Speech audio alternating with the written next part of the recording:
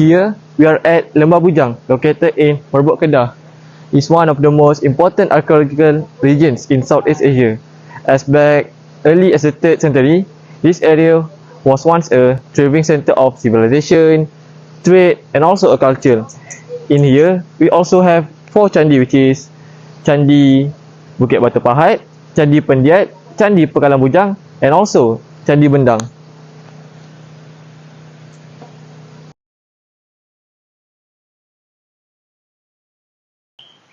One of the most significant features of Lembah Bujang, the discovery of ancient temples, known as candi.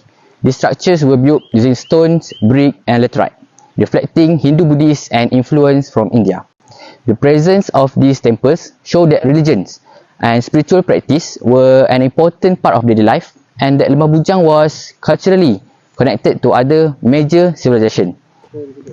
So here is Candi Bukit Batu Pahat. It's the main temple in Bujang Valley, discovered by Quaritch, Wales in 1936. Its architecture reflects Hindu Shiva and Mandapa as its main structure.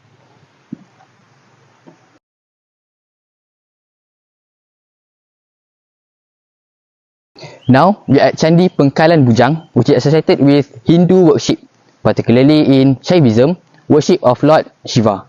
Next, we move to another candi.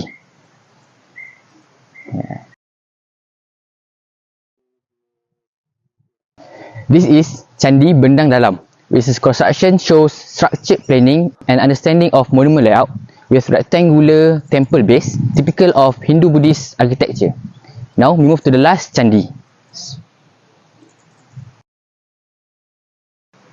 Now, we are at Candi Kampung Pendiat, which is located in Kampung Pendiat, Kuala Muda.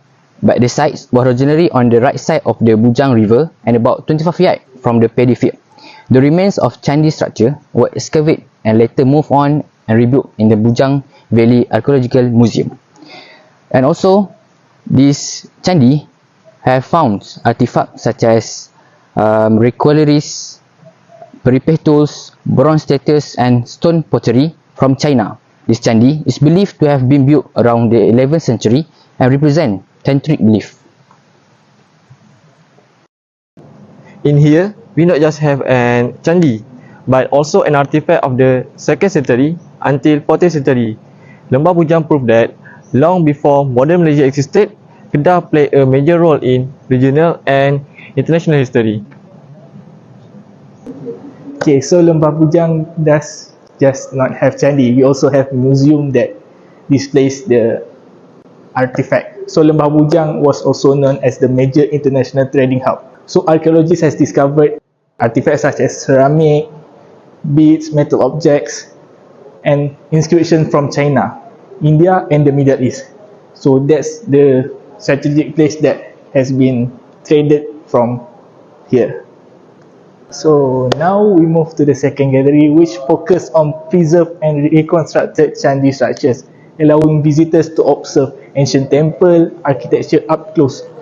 So together, both of these galleries help transform archaeological findings into meaningful historical knowledge for education and public awareness. So both of the museum can expand more of our knowledge to the historical knowledge. Today, Lembah Bujang is an important archaeological and cultural heritage site.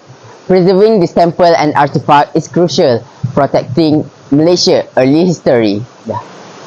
Through sustainable tourism and public awareness, we can ensure that this historical legacy remains protected for the future generations.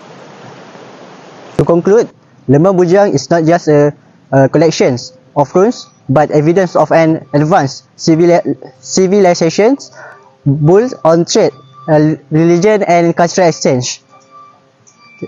Learning about and respectful this site, we strengthen our understanding of Malaysia's identity and historical importance. Discover the past, appreciate our heritage, and preserve history.